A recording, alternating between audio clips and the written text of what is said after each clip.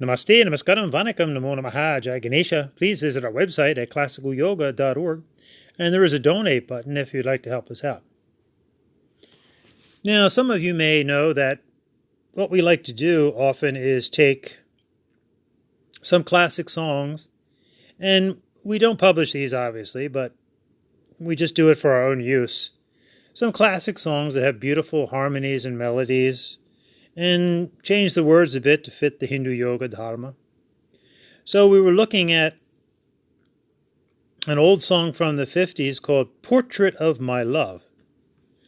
And it's a beautiful melody, and it was written by, the music was by a British composer, Cyril Ornadel, who was both a composer and a conductor.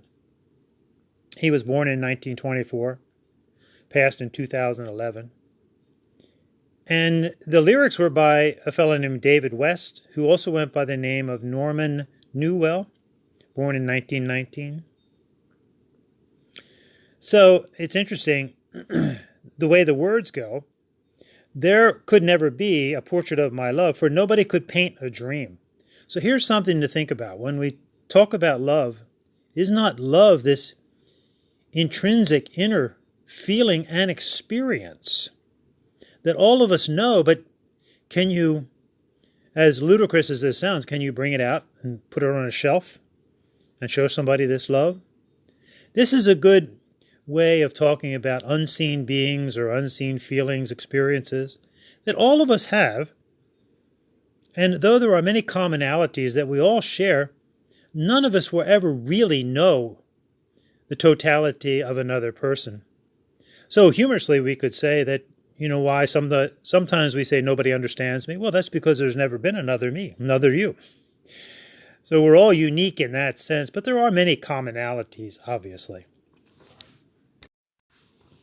So let's all think for a moment about this inner experience of love that we all share, and also our many animals. Those of us that have pets know that.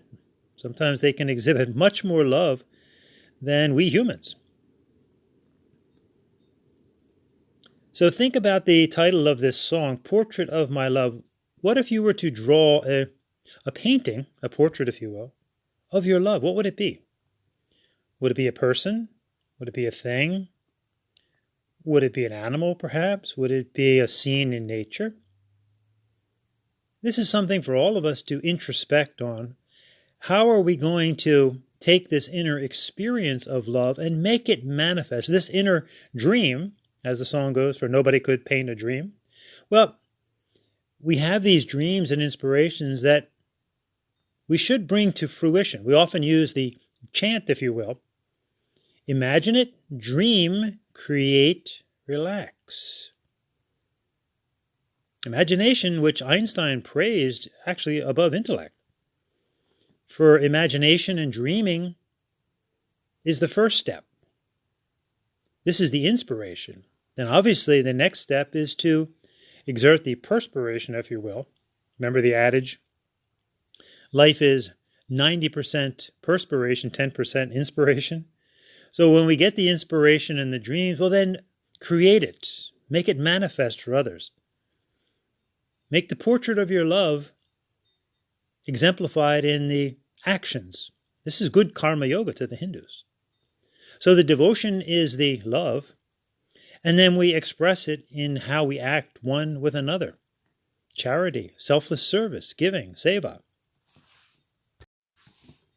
So in life in general, we all eventually find individuals to settle down with, family, friends, perhaps a specific job, career, perhaps a specific religion. Some takes longer than others to figure these things out, but it's pretty common in the human experience to find these things that we can manifest our love, in which we manifest our love. But again, we have to realize that we will truly never fully know the mind of another person, and this is wonderful. This is respecting the individuality of each of us. So when we change the words to this song, think of these things. And we also talk about the importance of devotion in life. We call it bhakti yoga to the Hindus. Because devotion, we've talked about this many times, is the secret ingredient of life. Without devotion, we won't be successful. But it must be predicated upon a sense of ethics. Otherwise, we can be devoted to the wrong thing. That's why the classic Hindu yoga lifestyle begins with karma yoga, Hindu ethics. Then we are devoted to something hopefully beneficial, helpful. Becomes the next yoga, bhakti yoga, devotion. Then we deepen it in meditation or concentration, contemplation, what we call Raja Yoga. Keep up this process, and we achieve the ongoing state of enlightenment. And light we're meant to be, the inner enlightenment, the inner epiphanies, the inner imaginations and dreams that we make manifest. Karma, Bhakti, Raja, Jnana. So those of you that have listened to our many, many podcasts realize that we respect the generalities of life, but also respect the specifics. So for example, in general, we all strive to be ethical, devoted, meditative, and we keep up this process to achieve a sense of success. That's life in general, obviously using English. But in the very specific religion, the Hindu yoga religion, we call this classic step-by-step process Karma Yoga, Bhakti Yoga, Raja Yoga, Jnana Yoga, or Jnana Yoga. So while we all have differences within us, there are also many commonalities that we share. And we always focus on the common inner experience, the inner essence, which we Hindus call the Atmana. Others may call it the soul or the spirit. And this is the provable inner experience of love and light and energy. Again, you can revisit our many podcasts on this, but just think a moment on those three things. Are we not all love? Do we not have a sense of lightness and inner light? If you didn't have light, you'd have no dreams, imaginations. And we all have energy, love, light, and energy. Om, this are we with emotions, mind, and body. So with these thoughts in mind, we'll go through this song, Portrait of My Love, and please bear with the a cappella. So the way the song originally goes, there could never be a portrait of my love, for nobody could paint a dream. You will never see a portrait of my love, for miracles are never seen. Anyone who sees her soon forgets the Mona Lisa. It would take, I know, a Michelangelo, and he would need the glow of dawn that paints the sky above to try and paint a portrait of my love. And interestingly, speaking about not knowing what goes on in another person's head, the writer of this song, David West, was actually a gay man, and he's writing a song, Anyone Who Sees Her. So he was born in a time when it was not conducive to come out of the closet, if you will. So here's how we change the words to suit the Hindu Dharma.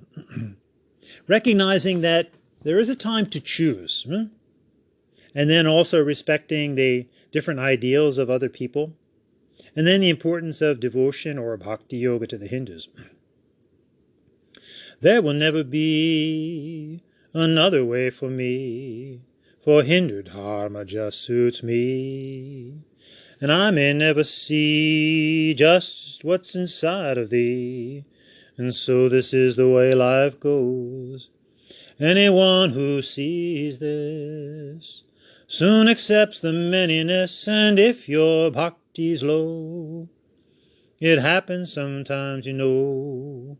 So don't give up, just do your best, 'cause you will always be love and light and energy. Om Shanti, peace. So work on your many, perhaps, portraits of your love.